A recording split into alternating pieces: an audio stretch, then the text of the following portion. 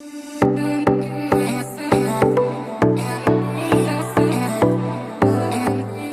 everyone, welcome to Toronto Vegetarian Food Fest, brought to you by the Toronto Vegetarian Association. You can see that here. Thank you for selecting the on-demand programming for this amazing weekend. My name is Nithal Jethalal. I'm the Vice President on the Board of Directors of the TVA. My job today is to introduce Liz Marshall, your moderator, as well as the panelists on this very interesting panel about cellular agriculture. We hope that you guys enjoy the programming and consider supporting the TVA as a donor or a member. As a member, you'll get the veg discount card, which you can see for me, I use it so much it's like faded out, which will give you discounts from 5 to 20% at select restaurants and other businesses in the GTA. You'll get a quarterly newsletter called Lifelines, and you'll be part of the community. And right now, because of the generous donations of Mayan Thakar, you can get membership for $10 if you're a new member and renew for $15. You can just click on the link below to get started, and to keep TVA going beyond the 75 years, you can just visit veg.ca/donate. Please stay on the platform and enjoy more programming, the vendor lineup, and the entertainment. But for now, let's get to this panel.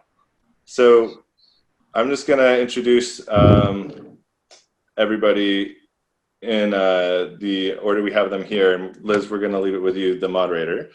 I believe you see me quickly looking up because I actually have, it slipped my mind for a second what the name of our panel, the final name ended up being. Beyond the Cow. I apologize. Well, we're going to have the name up here, but if anybody remembers, you can feel free to shout it out.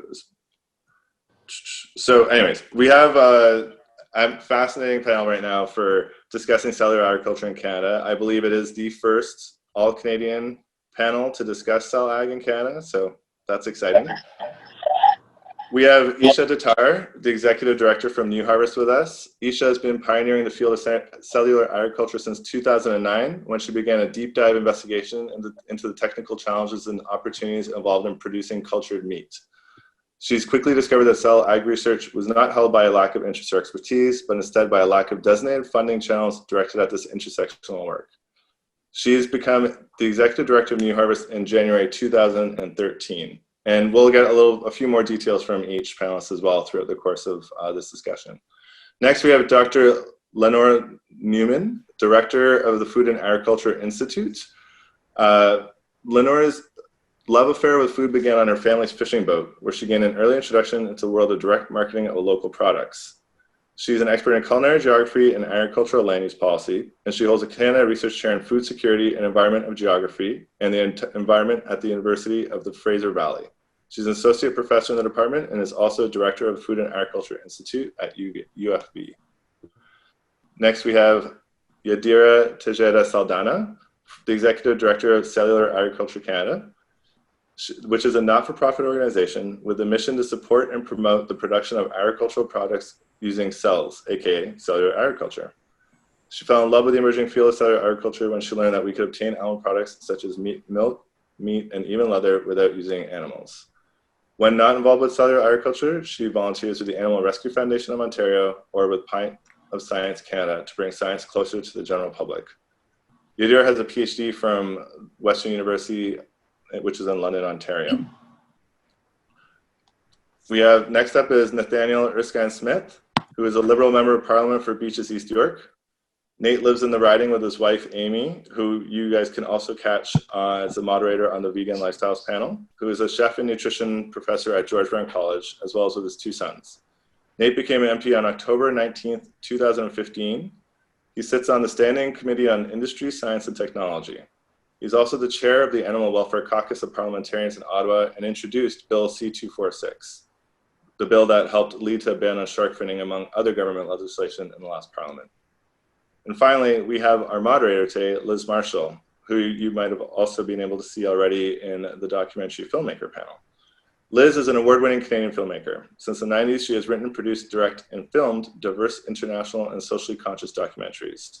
Her current feature documentary, Meat the Future, chronicles the birth of the cell-based meat industry in America through the eyes of pioneer Dr. Uma Valeti. Previous titles include Median Farm, Water on the Table, and the HIV/AIDS trilogy for the Stephen Lewis Foundation. I'm very pleased to have the group of you here. I am super excited to see what emerges in this discussion and to learn a lot more about this area. For now, I'm going to leave it with Liz and let her get the panel kicked off. All the best, guys. Thank you so much, Natal, for that introduction. And I'm just feeling so honored to moderate such an esteemed panel with pioneers, leaders, and change makers. So thank you for this. And also it was noted that this is Canada's first official panel focused exclusively on cellular agriculture, which I should note that in 2015 was coined by Isha Datar. And I'd like to begin with you, Isha, because nomenclature and language is so important, and also it can be contentious. And I'd like if we could begin this panel by understanding, what do we call this? The terminology is so fascinating. You know, starting from pure to cultured to clean to cultivated to, you know, so over to you. I'd love to hear you speak to the significance of terminology and language.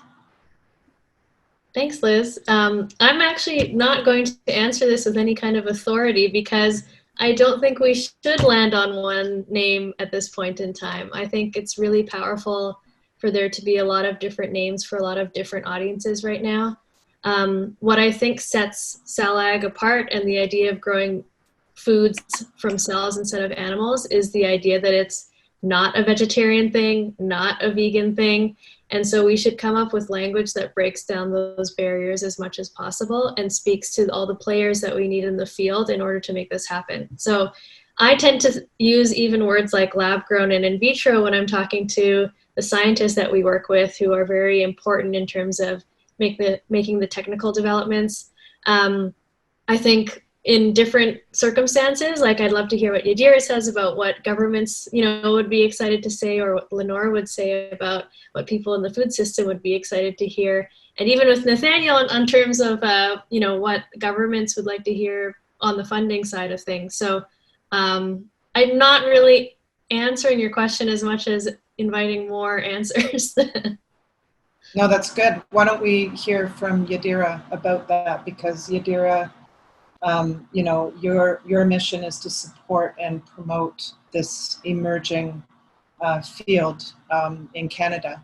So what would you say about nomenclature? Oh, you're muted. You're muted, yeah. Yes, perfect. So yeah, this is a really important question, and I'm really happy to be talking about this here. I think I agree with Isha in the sense that whatever the term we use, we really need to leave it open for now. I think there are different aspects that we need to consider when talking about terminology and the way we communicate this new technology to the people, and is thinking about our audience and thinking about also the cultural differences that also exist. It might be one term that we are going to use here in Canada, but might not be the ideal term for people in other countries, Asia, Europe, even the US as well. So I think it's really important to consider that and to consider with whom we're talking to. Also, another important aspect, I think, is that it's not only the term. A term might mean nothing to people, especially in a field so new like this one, but we really need to think about giving them the context and the background and the why we're using these terms. So even if it's cultured meat, for example, I will put an example. When I was talking with my family about this and they were asking me, what are you working on? And I was telling them super excited, oh, I'm working in cellular agriculture. This is a really new field where we're going to start producing agricultural products without using animals. And they were like, super good for you, but what's cellular agriculture? So they didn't really understand that. So I think it's really important that whatever the term we adopt, it has to be something transparent, accurate, and give background information to the people about why we need this term or why this term is important and we're adopting it. Do you think, and I'll address Nate, do you think it's important that whatever the term is, that it appeals to consumers and to the average sort of layperson out there? I think in the end, yes. I mean, we in politics are constantly searching for the right way to communicate ideas. And so when you land on what you think the right idea is, whether it is in an environmental context or a drug policy context or a food policy context, communicating those ideas in very simple and clear terms to voters and to constituents is incredibly important. I have always thought cell ag makes a lot of sense in the course of this conversation. Cultured meat may make sense for some folks, but I always thought from a political lens that clean meat was probably the best descriptor as far as explaining to people, if you care about climate change and you care about the ethics of this, then this is probably the easiest way I can simply communicate it to you. But I think Isha's right that insofar as we are in the infancy of this industry, and there will be lots of different products and lots of different ways of describing this industry down the road. Okay. And just to round out that question, Lenore, did you have anything to add to this from your perspective? Yes. I think in a lot of ways it doesn't matter. I mean, it matters in that we need something so we can have a conversation. And I kind of agree, clean meat's got a nice ring to it. And on the technical side, cell ag works.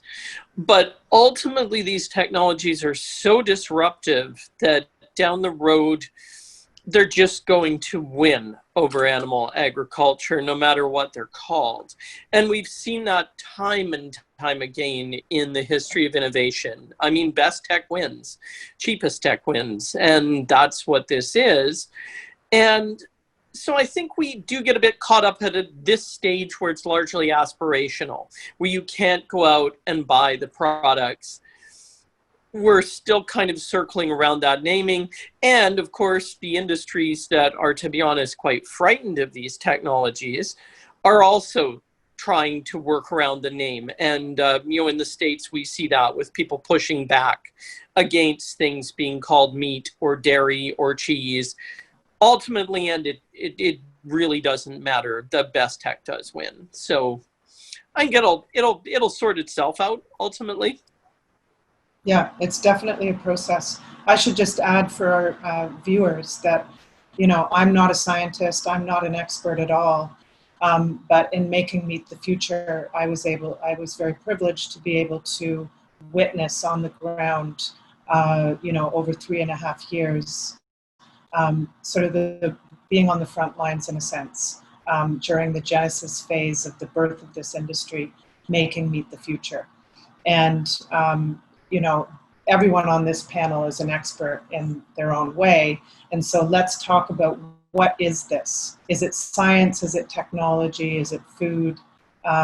What is this? Can we unpack this for our viewers? Let's start with you, Isha. That's a great question. I'm at this point, I'm so taken by Lenore's confidence, which I love to see, about this going to be the thing that wins. And I'm not saying that I'm not confident. I'm just saying that how it wins is, there's a lot of ways for a thing to win. And so anyway, I'd love to talk about that at some other point.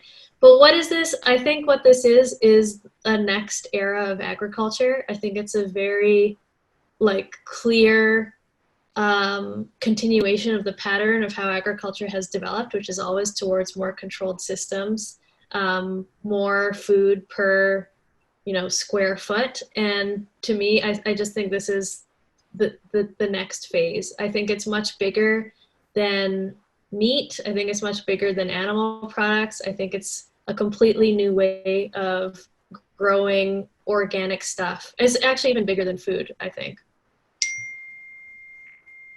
Okay, and Yadira, what is it?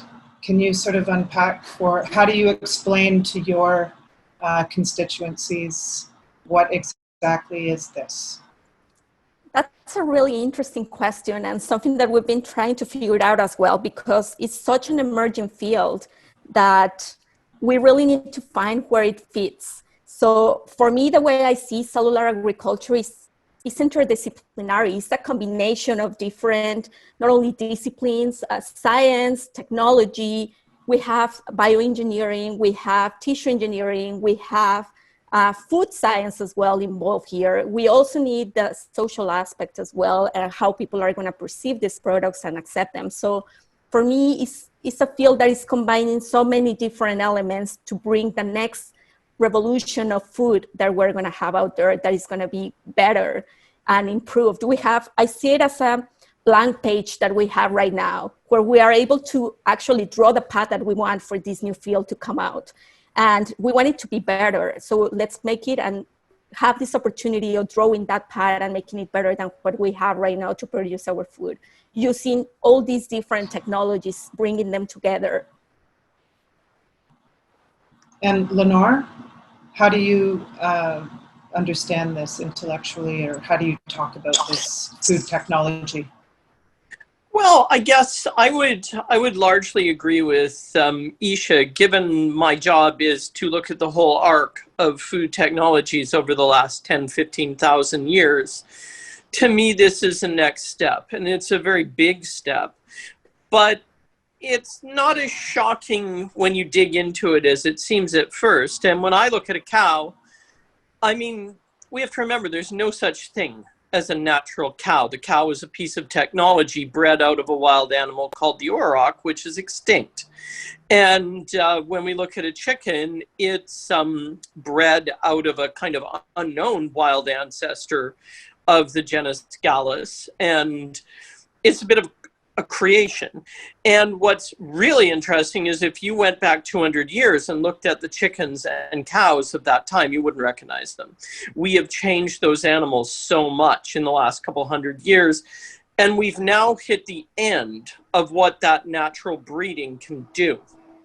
And to me, this is the next obvious stage if you want to correct for incredible cruelty in the animal system and also incredibly cruel labor situations in the animal system. And also if you want to solve for the problem that we simply can't all eat animals and have a planet, because there just isn't enough land on Earth to support animal agriculture at a scale that would feed all humans at the level North Americans eat meat. So you need a breakthrough technology, and to me, this is that breakthrough technology, and it's moving incredibly fast. I mean, it probably took 200 or 300 years to breed a cow out of an auroch. We're reinventing the idea of animal agriculture in decades. And when we look back on this 1,000 years from now, it's going to seem like it just happened overnight. Wow, cool. You know, I want to talk about animals, and I want to talk about meat eating for a moment. I mean, this panel is hosted by the Toronto Vegetarian Food Festival, and, you know, we care about animals, and we care about food, and we care about food innovation, and predominantly I would assume that viewers are vegan or vegetarian, or, you know, predominantly eat a plant-based diet. Let's talk about, over to you, Nate. Let's talk about this as food and whether or not,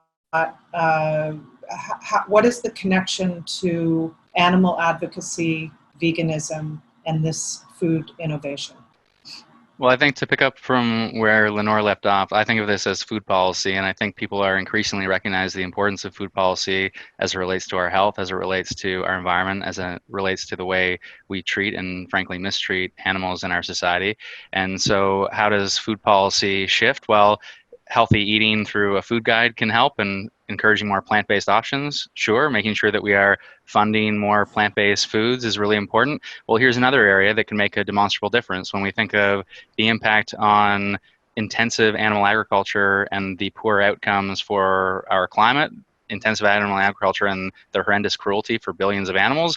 And when you think of health, even if the clean meat product isn't healthier than an alternative meat product, when we talk about pandemics and global health writ large and the interaction between humans and animals because of our intensive animal agriculture, not only in the Western world, but around the world, these are real problems that we need to address, and we haven't addressed because they are long-term problems, and there are short-term solutions for folks that, or short-term actions that people don't necessarily want to take when they see maybe a short-term cost and to reach that long-term solution. And so what does this food technology do? It ensures that people can continue to maintain certain habits that are really hard to change. And I'm glad to see the TVA, and I've certainly been vocal about people changing their habits and making sure their habits are consistent with their beliefs. This is one way for people to make sure that their habits are consistent with their beliefs. And I think it is, I've long thought this following the work of New Harvest for years now, but I do think we need to get this technology as quickly as possible to a place that it can make that difference. Yeah, you know, in following this story in the US from 2016 to 2019, I was really struck by, you know, the people that are driving this emerging industry. And Isha, I'd like to ask, do you identify with the term activist? Do you see yourself as a food activist? I've never been asked that question before. I actually don't think of myself as an activist, which is interesting. But it's not something that I would use to describe myself to a friend or a colleague, and I don't know why. Okay. So how would you, so you're a scientist, you know, I would say absolutely you're a pioneer, you're a food pioneer, but do you identify largely as a scientist, as a food innovator? I don't even call myself a scientist, because what I think a scientist is someone who's in the lab doing the detailed hands-on work. Well, this type of scientist, Lenore is also a scientist, but I think of the laboratory scientist, I think of someone who has a PhD, someone who's doing very technical research, and I'm more like science literate, enough to make sure that the scientists who are doing the real work can do their work and get the money they need to do it and all that kind of stuff. So I suppose I'm an advocate for them. Okay, so advocate, activist, I would argue they kind of go Yeah, together, but that's okay. All right. Yadira, how do you relate on that spectrum of, you know, being an activist, advocate, you know, when it comes to introducing this new concept to the world? Oh, you're muted. God. That's all right. I think I would say I have different identities that combine together in the work that I'm doing. First of all, by education, I'm a scientist. So I did my bachelor in food chemistry, then a master in food safety. So by education, I'm a scientist. And that's something that I've been trying to bring up in the work that I'm doing and trying to promote reliable sources of information for people to understand what cellular agriculture is and the benefits that it will have. Secondly, I'm a foodie. I love food. I love everything related to food. I come from a country where food is part of our traditions. It's been considered a cultural heritage, Mexican food, and I'm so proud and I love it. So that's another aspect that makes me think about the importance of having healthy, safe, and sustainable food products for everyone to consume. And third of all, I love animal rescue, and I'm pretty aware of the importance of animal welfare. So those three identities are the things that are really making me work harder to make cellular agriculture a reality.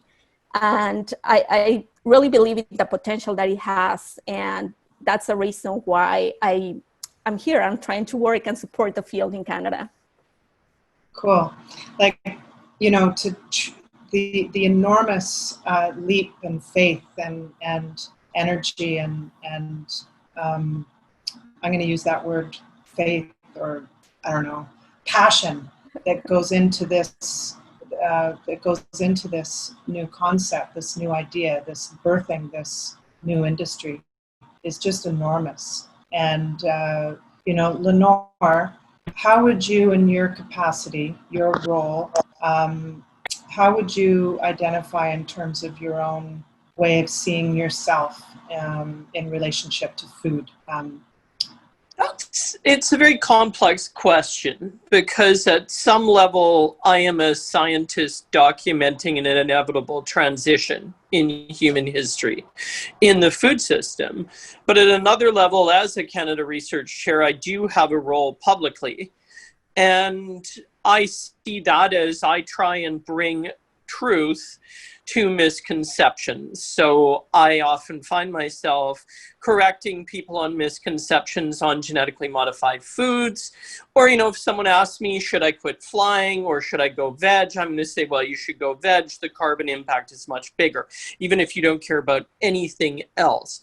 However, there definitely is a personal, I'm not going to call myself an activist, but there is at least a personal thing to it for me in that I am vegetarian now and most definitely was not. And probably I'm the person on the call who's killed the most animals as a fisherman's daughter.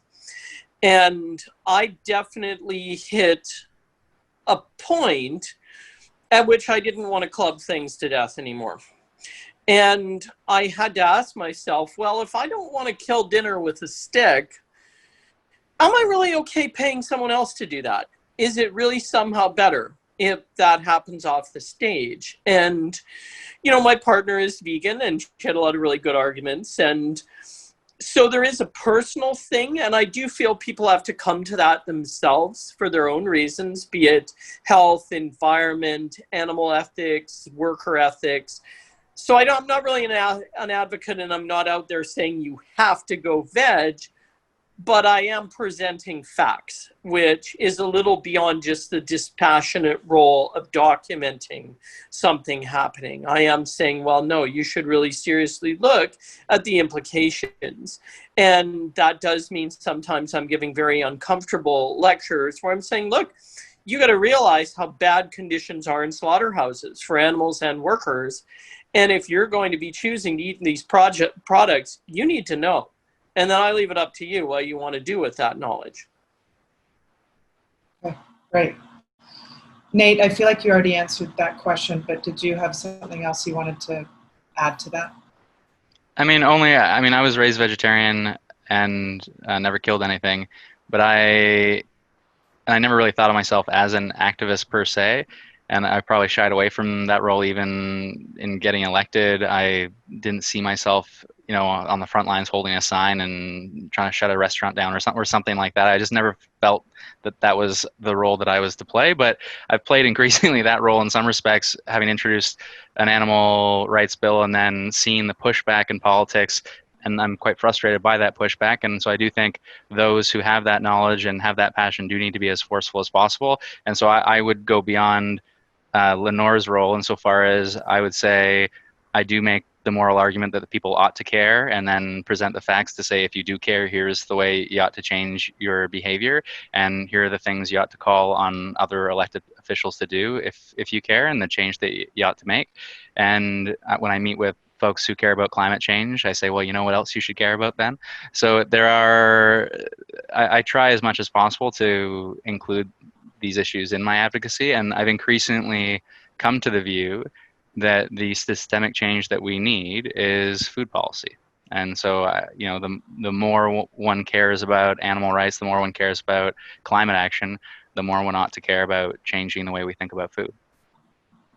Yeah, and actually that's a perfect segue to talk about Canada's, unique position to make a difference around cellular agriculture. I know that the Sustainable Development Technology Canada has invested millions into plant protein, and others. Nate, can you talk a little bit about, at a governmental level, where you see investment into alternative protein sectors? So from the federal perspective, we've seen, not specifically in cell ag, but we've seen $153 million initially through a supercluster for plant-based proteins. We've seen a more recent $100 million announcement doubling down on plant-based protein. And then we saw a $12 million or so investment through the Sustainable Technology Fund for crickets, of all things, as a more sustainable protein alternative. And my sense, and Isha is maybe better suited to talk about this, but I do think Canada should, consistent with, aligned with our sustainability values, aligned with our values related to a One Health approach, as we've taken through health and agriculture. I mean, I I do think we ought to be significantly investing not only in plant-based proteins, but in cellular agriculture as well. There is a job creation opportunity, there is a research opportunity, and there is, when Lenore says, and rightly, I think, that this technology is going to win in the end, we should get there as quickly as we reasonably can, not only because it's the right thing to do for health, animals, and the environment, but also because it will put us at the forefront of job creation and economic growth for this country. And Isha, just in terms of viability, how far off do you think we are? From what? From Canada getting involved? Yeah, from, you know, you're really focused at everything, this whole industry is at the research and development phase. Commercialization is a whole other discussion. So could you comment on, and also I know that you live in the US, but you're from Canada, I believe. So maybe. And I live in Canada now since COVID happened, so. Okay, yeah. That's good. Excellent. Good, I'm glad to hear that. Can you talk a little bit about, just let's keep the framework to Canada, because I think that we're all Canadians here and we can talk about Canada, and talk about you know, how far off do you think we are Sure. in getting this to market? Sure. I would love for Yadira to speak to the Canadian contest, because she's been really spearheading the work in Canada here for the past several years. But what I can speak to is what we've been working on in the States and kind of internationally, just to kind of set the groundwork for how Canada can slide in. So, you know, I've been doing this work since 2013. At that time, the number of people in the field was maybe 5. That's like rounding up from 2, you know, like, so it was very small. Now I would say the number of people in the field is probably 500. And the number of companies we've seen pop up, you know, we're doing this huge industry-wide safety initiative now just on meat, cultured meat companies, not milk, not eggs, not leather, not, and just cultured meat companies. There's over 81 companies today, scattered all over the world, doing all kinds of cool things, from the meat directly to all these supply chain things related to media, bioreactor development. The group Cell Agri, run by Ahmed Khan, who's also Canadian, he's going to be putting out a report very soon that shows that $1 billion of investment have gone into cell ag companies in the past 5 years. We are growing our research network as rapidly as we can across the world in various universities. And I have a very exciting, juicy tidbit to share with you that I haven't shared with anyone yet, which is mere minutes ago, one of our research fellows shared this link with us, which I'll share in the chat, which is that this research fellow's supervisor has just won $3.5 million from the National Science Foundation in the US, which is an indicator to us in Canada that the US is starting to make these seed funds directed to people that are very much a New Harvest network. So we know all the people to reach out to, that are going to make these things really accelerate in labs. And when you accelerate stuff in labs, you accelerate stuff towards market. It's just a pipelining thing. Like, you have to support at the research stage, and at the other end, you have technical talent who become leaders that hire people, and you have people who can raise money, people who can create jobs, very highly qualified personnel who are being trained. It's like such a win for so many economic reasons. So this grant, I think we should look at as a starting point in time for government funding entering the space, and hopefully as an indicator that Canada is, you know, has some very easy things it can do tomorrow to get things really going here. And I'd love to kind of open up to Yadira about the unique value proposition here. Yeah, thanks, Isha. I'll just complement that. So when I started getting involved in cellular agriculture here in Canada 2 years ago, I was finishing my postdoc, and I started looking for opportunities in Canada to work in this field. It was interesting to see that there was not much going on. And it was 2 years ago, 2018. There was a few companies out there, Future Fields, one of them. And I knew, because Animals started also in Toronto as well, I reached out to them, and they were also just starting. if we see now, 2 years after that, where Future Field is and because animals are, with a team already, Future Fields of 6 or 7 people, you can see the growth that these companies have had in only 2 years. And that's only a starting point, but we're also starting to see more researchers involved and interested in getting research done on getting into the field as well. However, as Isha mentioned, I think something really important that we need to think is that the companies and the end products are just the tip of the iceberg. And below all that, we need to have a foundation, a research foundation that is really important, because that's what is going to lead to the applications of these new technologies and to develop more products that are going to be useful for everyone and for the planet and for the people. So I think we really need to think about different branches where we can support cellular agriculture, starting by the foundation, the research foundation, which is super important if we want this field to grow. And then building from there a pathway where we start having more talent to join this field. We need more students. We need more researchers that want to also start getting involved. I have to say that this year we've received so many emails from students, even high schoolers, that really want to get involved in the field and learn more about it and what are the opportunities out there for them in the field. So we're starting to see that there's more interest in the field. So we just need to support all this talent as well and to find opportunities for them to get involved. Then we have the talent, then we need also to start getting support for entrepreneurs that want to start companies, because that's another step that we need as well.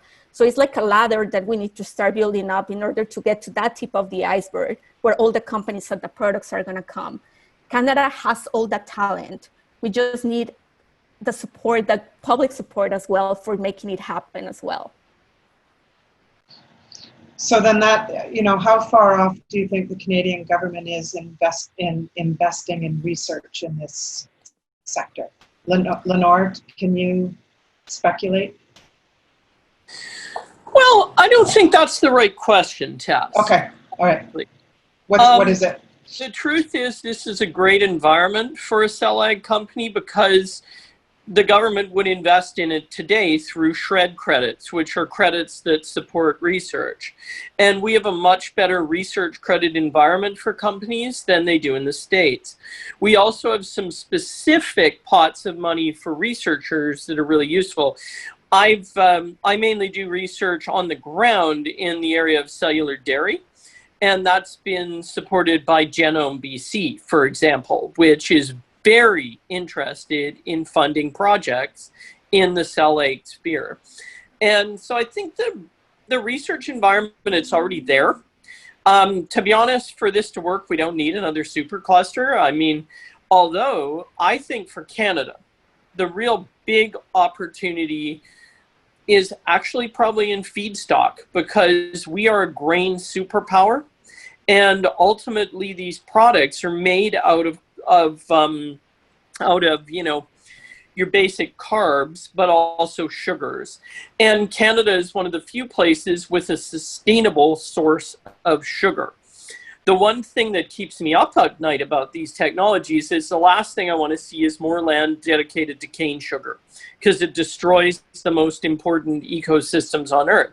But Alberta has a really wonderful and government-supported, I might add, beet sugar industry that has always kind of struggled because it hasn't had a real reason to exist. But that sugar is way more sustainable. It's produced here. We could see Alberta, which is looking to pivot into more technologies anyway, as oil kind of sunsets out on us. We could see them supporting startups and saying, yeah, I got a really great sugar source for you and we'll we'll subsidize you a bit.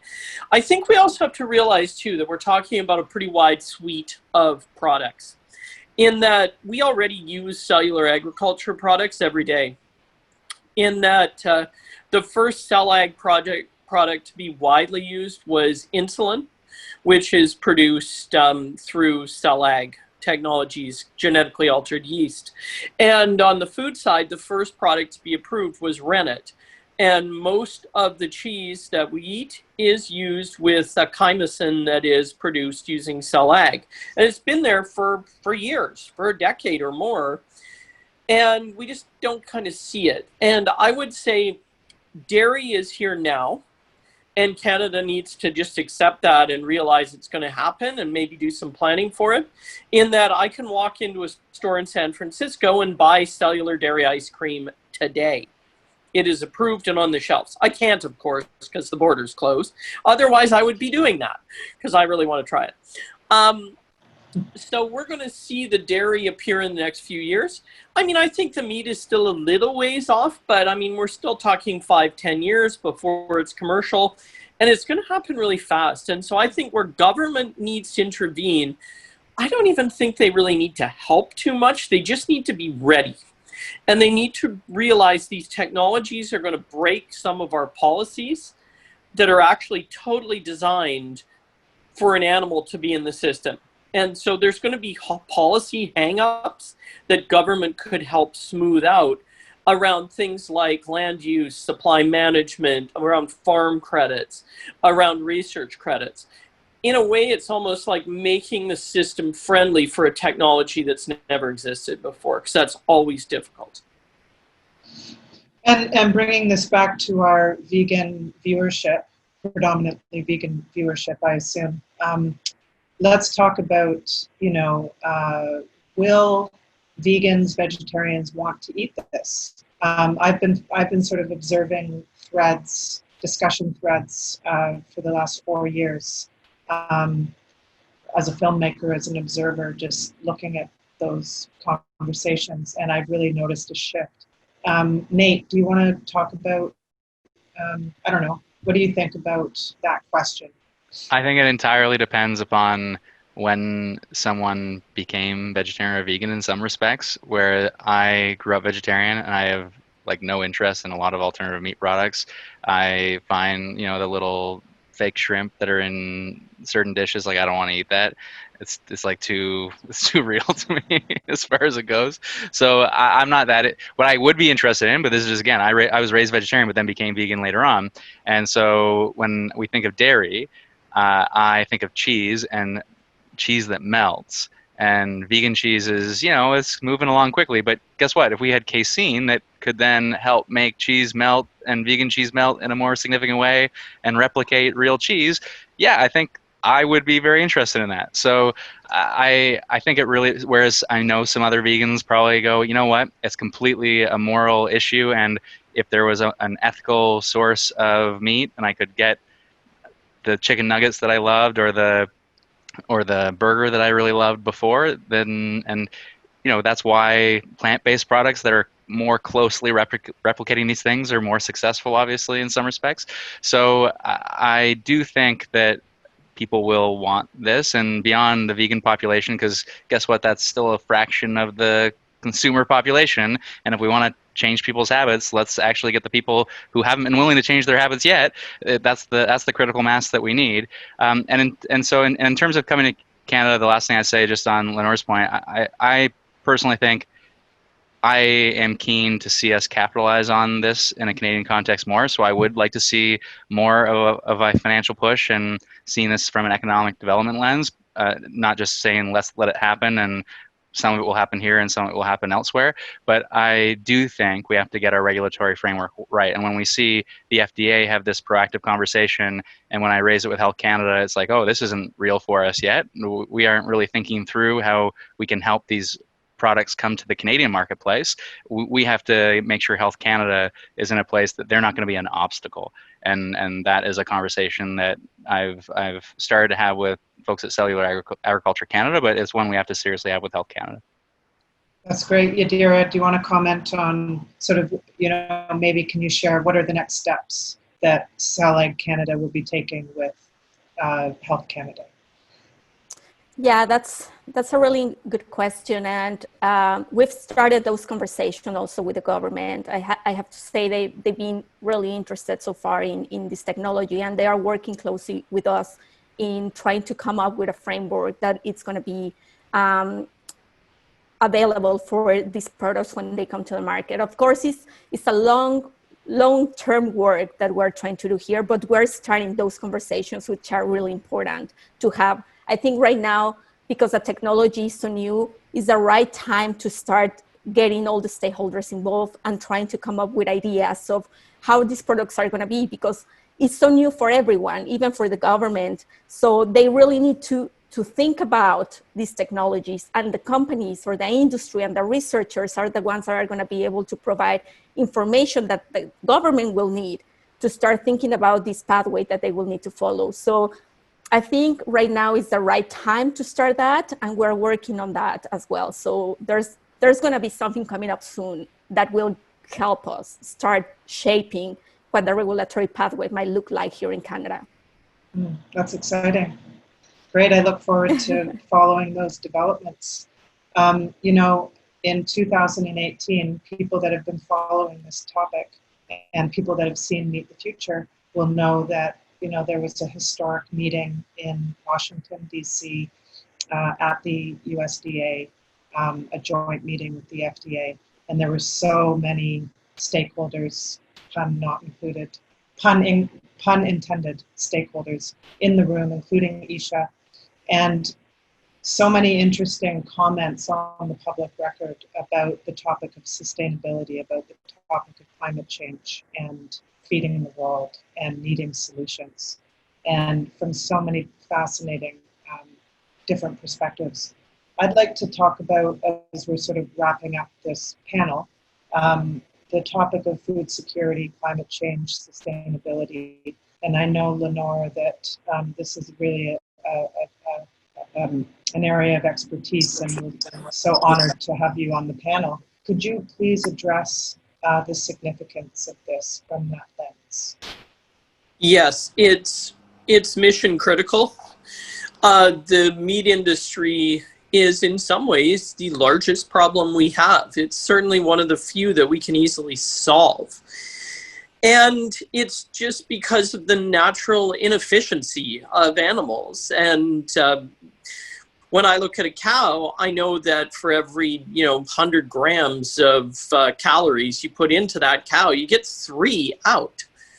And we can't keep doing that as we try and scale this. And, even in my own little corner of the world here, a lot of the work I do is on knowing exactly what's happening in the Lower Mainland in terms of agriculture.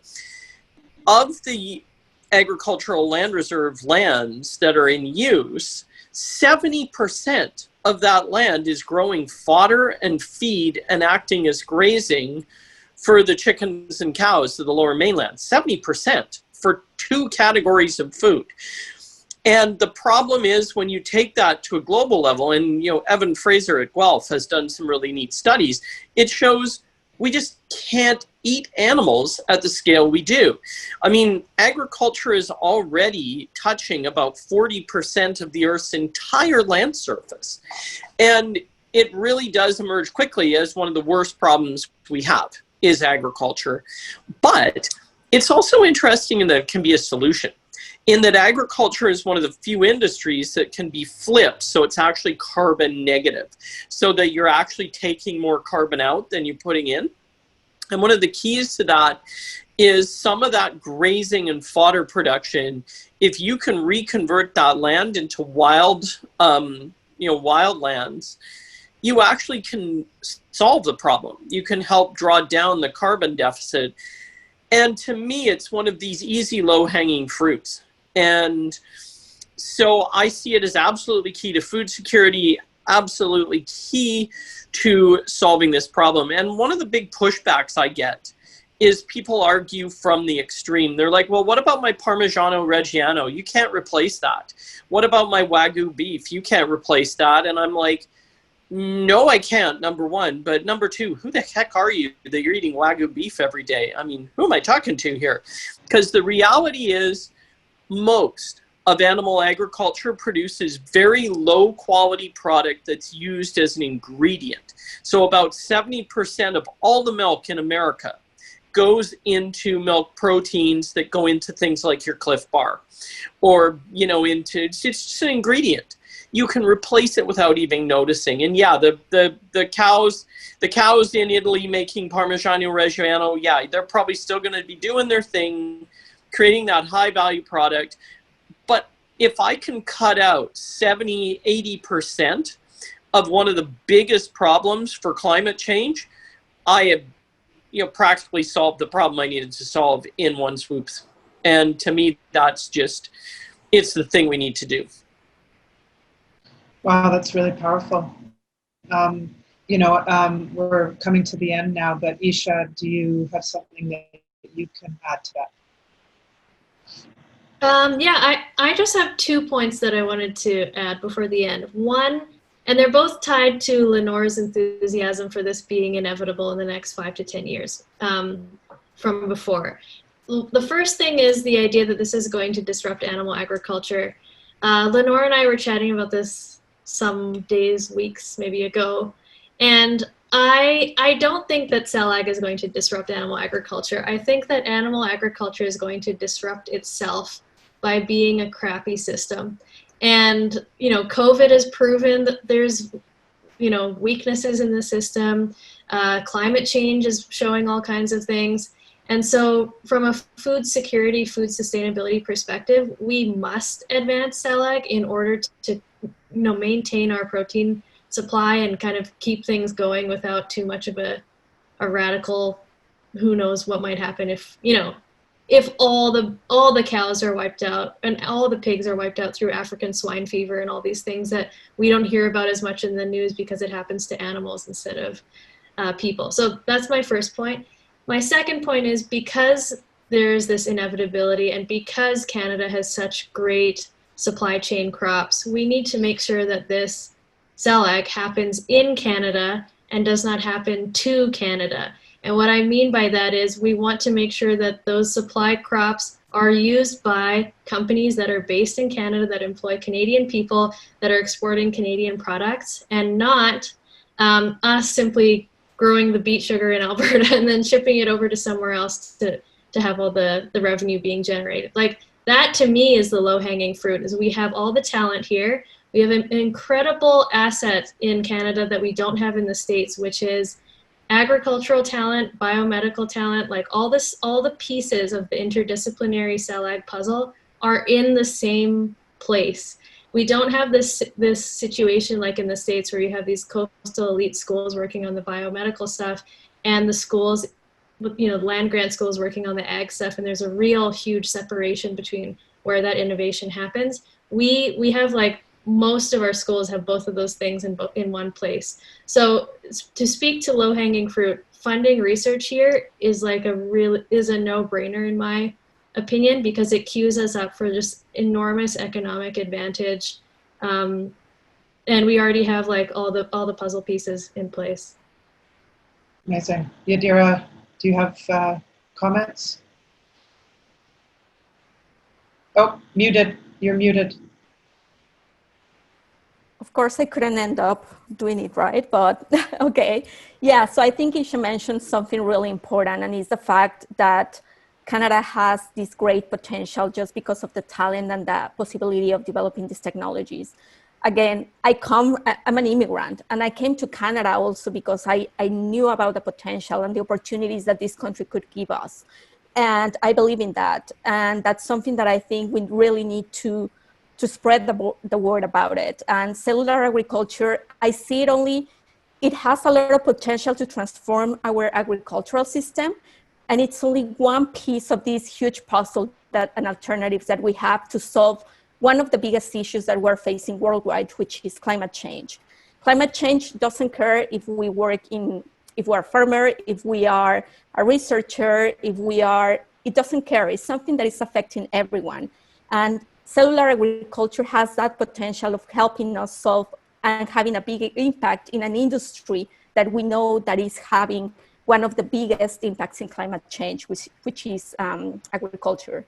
So I would just leave with that. Our planet, I feel, is not like a balloon that we can keep it blow and blow and grow and grow. We have limited amount of resources, and we really need to make sure that we take care of those resources not for us, but for the next generations. Thank you. And Nate, do you have final words? Despite the overwhelming lobbying that does happen in Ottawa from all sorts of animal use organizations, I think Isha is right that the disruption of the problems themselves creates the existential threat, that climate change isn't going to go away. And Lenore rightly points to workers' rights issues, and so many people joining us, no doubt, are concerned first and foremost with the way that we treat animals in our society and the way we mistreat animals.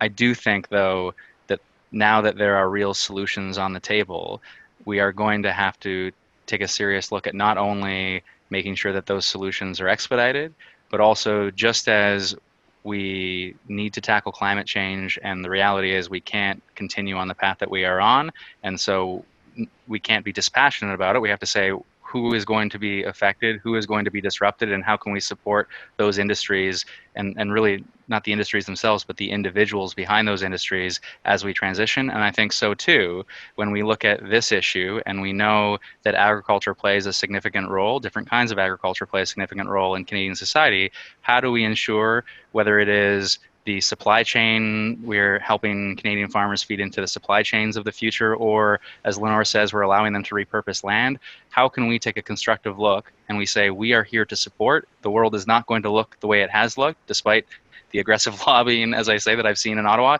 It is not going to look that way. And so how do we support a transition for affected farmers and affected individuals to make sure that they are part of what the inevitable future is going to be? Brilliant.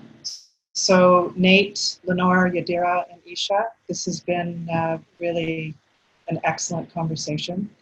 I hope you feel the same way. And it's exciting that this is the first official Canadian panel on cellular agriculture. So we hope people watch this in its totality and share, you know, far and wide with your communities. And there'll be a lot more in the near future about this topic. So thanks a lot. Take care, everyone. And eat lots of vegan and vegetarian food.